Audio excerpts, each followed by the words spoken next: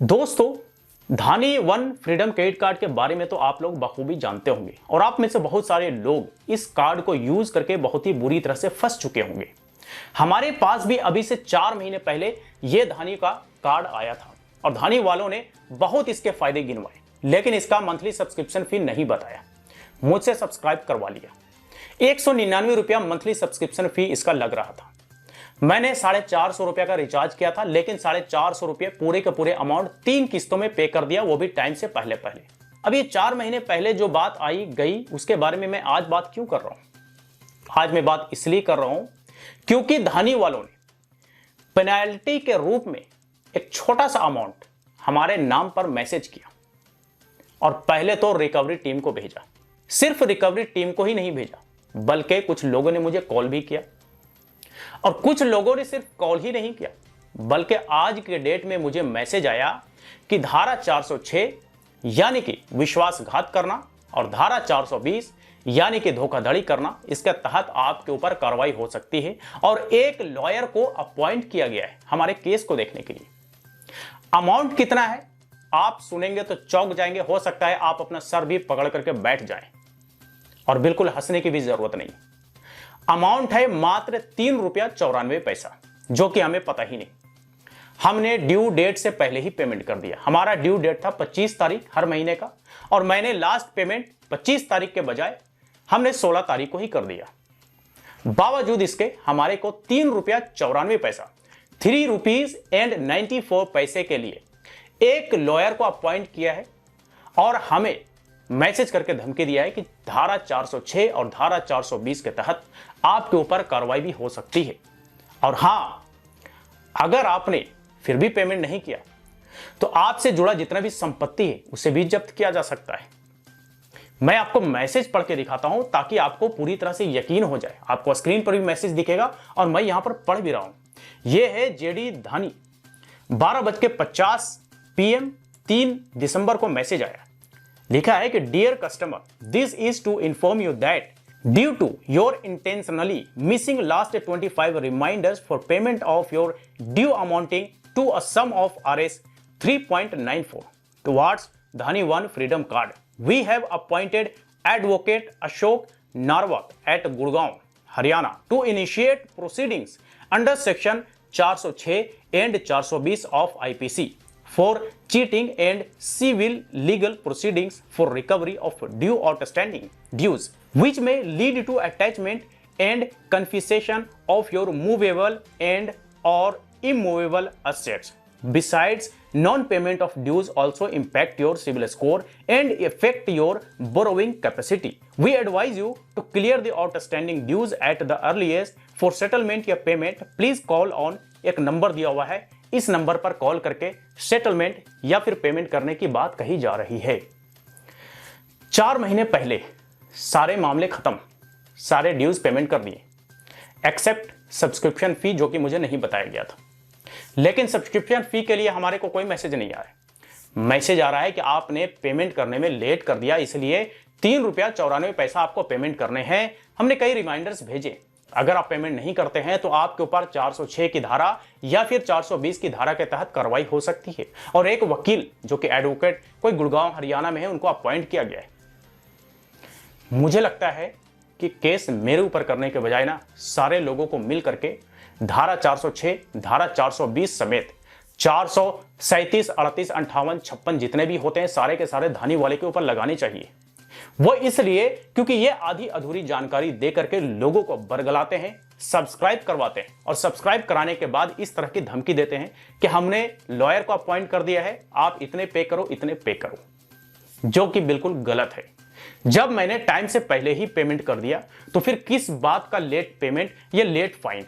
अब इस मैसेज में जो नंबर दिया हुआ है उस नंबर पे बात किया तो बात और भी बहुत दिलचस्प बना। नमस्कार सर। हाँ जी, बोलिए। इंडिया बुल धानी आपसे शिखा बात कर रही हूँ, बताइए मैं आपकी क्या सहायता कर सकती हूँ। मुझे कुछ मैसेज आया था, एक 3 रुपया 75 पैसा या समथिंग ऐसा कुछ। जो आपकी EMI थी ना जो आपने पे की थी, हाँ, उसके साथ जो आपको लेट फीस चार्जेस लगे थे ना 3 रुपये 75 पैसे, नहीं वो हमने सब उसी टाइम क्लियर कर दिया था, कोई लेट वेट नहीं हुआ था हमारा। क्या सर? लास्ट मैंने पेमेंट कब किया है? आपने जो आपकी लास्ट पेमेंट है वो की थी सितंबर 16 को। 16 को। और हमने स्टार्ट कब, कौन सी डेट को किया था? सर जून 24 को किया था। तो बताइए, जब जून 24 को मैंने किया और जब लास्ट मैंने 16 को पेमेंट कर दिया, तो मैंने तो 8 दिन पहले ही पेमेंट कर दिया। क्या सर? मैंने 24 के बाद नहीं किया ना, सर मैंने वही तो 24 से पहले ही कर दिया। मेरे पास सिस्टम में जो शो हो रहा है मैंने आपको वही बताया सर। आप अच्छा। फिर भी मेरे से हेल्पलाइन नंबर लीजिए, आप कस्टमर केयर से बात कर लीजिए, ठीक है और ये सर? कितना वो दिखा रहा है आपको ड्यू? बता देंगे। 3 रुपये। 3 रुपये 99 पैसे, वो तो आपकी लेट फीस है। उस पर आपको सब्सक्रिप्शन फीस लगी है ना, जो वो भी पेंडिंग में। बाकी सब्सक्रिप्शन कौन पे करता है? कोई नहीं करता है। ये 200 199 सर मुझे बताया नहीं गया था। सर करते हैं सर। नहीं, ये जो जबरदस्ती प्लान वाली, लेते हैं ना वो करते हैं। ये आधी अधूरी बातें बता करके आप लोग करोगे, ऐसे नहीं चलता है ना। ये पहले किसी को भी बताओगे, कोई नहीं लेगा, ठीक है? वही तो बोल रही हूँ सर, आप पूरी जानकारी ले लीजिए, हेल्पलाइन नंबर ले लिए कस्टमर केयर का। नहीं, सब्सक्राइब करने के समय पूरी जानकारी देनी चाहिए लोगों को ना। अब बाद में सर बोलेंगे देते सारी हैं, जब जानकारी आप कोई मिलती। भी प्लान लेते हो तो आपकी स्क्रीन पे दानी ऐप के प्रोफाइल में सब शो हो जाता है। इतनी आपको नहीं, सब्सक्रिप्शन फीस लगेगी, पर मंथ लगेगी। नहीं, उतना कोई पढ़ता नहीं है, बताना पड़ता है। जब आप फोन करते हैं सब्सक्रिप्शन के लिए, तो फिर बताना भी आपकी जिम्मेदारी होती है। तो ये आपने धानी के रिकवरी टीम के कस्टमर केयर को सुना, जो कि नंबर इसी मैसेज में दिया हुआ था। यानी कि इन्हें सिर्फ और सिर्फ रिकवरी करना है। इन्हें नहीं पता कि ड्यू लेट हुआ या नहीं, पेमेंट लेट हुआ या नहीं, ये लेट फाइन सच में लेट फाइन है या फिर जबरदस्ती का थोपना है।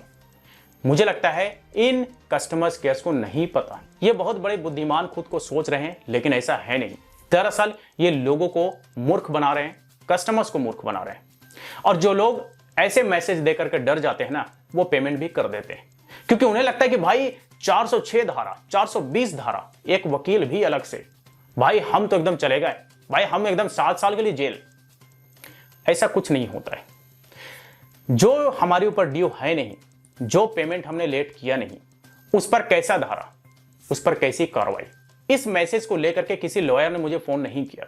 लेकिन मेरे हिसाब से, मेरे तजुर्बे के हिसाब से, यह मैसेज सिर्फ और सिर्फ मुझे डराने के लिए, मुझसे पैसे निकलवाने के लिए, वो भी मात्र 3 रुपया 94 पैसे। चिंदी चोरी आप समझिए धानी वालों का। ये धानी वाले ऐसे ही काम नहीं कर रहे हैं। बताइए, फ्री में कार्ड घर पे भेज दे रहे हैं, क्या इन्हें फ्री में मिलता होगा? नहीं मिलता होगा। तो ये पैसे कहां से ऐंठ रहे हैं? हमसे, आपसे। इसी तरह से जबरदस्ती, गुंडई करके, डरा करके, धमका करके हमसे और आपसे पैसे लूट रहे हैं। जो कमजोर दिल वाले होते हैं वो ये मैसेज देख करके एकदम घबरा जाते हैं। 400-500 रुपया हुआ, लो जी पेमेंट करो, मामला खत्म। लेकिन अगर मैं गलत हूं तब तो पेमेंट करूंगा, और अगर मैं सही हूं तो सुप्रीम कोर्ट आ जाओ। कोई 406 से नहीं डरने वाला, कोई 420 से नहीं डरने वाला। ये सिर्फ और सिर्फ डराने का एक हथकंडा है। धानी वालों को ऐसा लगता है कि हम ऐसे मैसेज भेजेंगे तो लोग धड़ाधड़ पैसे निकालेंगे। लेकिन हमारा ऐसा मानना है कि इस तरह के मैसेज सिर्फ और सिर्फ डराने के लिए, धमकाने के लिए। 3 रुपया 94 पैसे क्या होता है अब बताइए? मैं तो आप भीख में भी धानी वाले को 3 रुपये 94 पैसे नहीं दूंगा, बल्कि 50 रुपये 100 रुपये मैं किसी गरीब को दे दूंगा, लेकिन धानी वाले को 3 रुपये 94 पैसे भीख में भी नहीं दूंगा। जो करना है कर ले, जैसे निकलवाने की सलाहियत है इनकी वो हमसे निकलवा ले। जब मैंने लेट किया नहीं, जब मैंने लेट पेमेंट नहीं किया, तो फिर हमारे ऊपर पेनल्टी किस बात की? और बल्कि 25 के बजाय मैंने 16 तारीख को ही पेमेंट कर दिया। तो अब बताइए कि फिर पेनल्टी कैसे बनता है? 25 के बाद पेमेंट होती तो मान सकते थे कि भाई हमारी गलती, हमने लेट किया तो हमें पेनल्टी देनी चाहिए। लेकिन जब मैंने किया नहीं, बल्कि 8 दिन पहले ही पेमेंट कर दिया, तो फिर इसकी पेनल्टी कैसी? हम लेट फाइन क्यों दें और हमें इस तरह की धमकी क्यों? मुझे तो लगता है कि सारी धाराएं धानी वालों के ऊपर लगनी चाहिए, क्योंकि ये लोग लोगों को मूर्ख बनाना, आधी अधूरी जानकारी देना, आधी अधूरी बातें बता करके सब्सक्राइब तो करवा लेते हैं, और हर महीने इसी तरह से धमकी दे करके, मैसेज पे मैसेज भेज करके, कॉल पर कॉल करके पैसे ऐंठने का काम करते हैं। इनका बिजनेस ही ऐसे चल रहा है। अब बिजनेस नहीं बल्कि धंधा कर लीजिए, ऐसे ही चल रहा है धानी वालों का।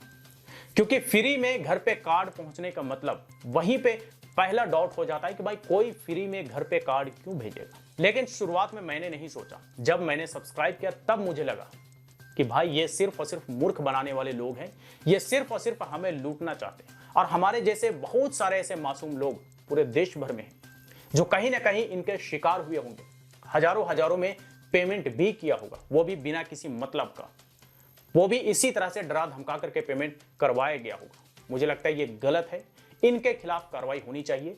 इस तरह का जो काम हो रहा है ये बिल्कुल गलत है, ये इलीगल है। धाने वालों के खिलाफ कार्रवाई होनी चाहिए, क्योंकि ये आज हमारे साथ हुआ है, आप में से कई सारे लोगों के साथ भी हुआ होगा और ऐसे कई सारे लोगों के साथ आगे हो भी सकता है। मुझे लगता है कि आरबीआई को भी इस पर एक्शन लेनी चाहिए, क्योंकि इस तरह का काम, जनता को लूटने का काम, ये बिल्कुल गलत है, ऐसा होना नहीं चाहिए। और ऐसा होता है तो समझिए कि बहुत गलत हो रहा है। बस मैं यही कहूंगा कि 406, 420 या फिर 35, 36, 38, 50 जो धाराएं हैं सारे इकट्ठा कीजिए, हमारे ऊपर लगा दीजिए। देखता हूं 3 रुपये 94 पैसे आप मुझसे कैसे ले लोगे। तो चलिए आज तक के लिए इतना ही। इस वीडियो से रिलेटेड कोई क्वेरी हो तो आप हमें कमेंट बॉक्स में लिख करके पूछ सकते हैं। वीडियो अच्छा लगा तो लाइक करें, ज्यादा से ज्यादा लोगों के साथ शेयर करें और इसी तरह के वीडियोस के लिए टेक स्टूडियो चैनल को सब्सक्राइब करें।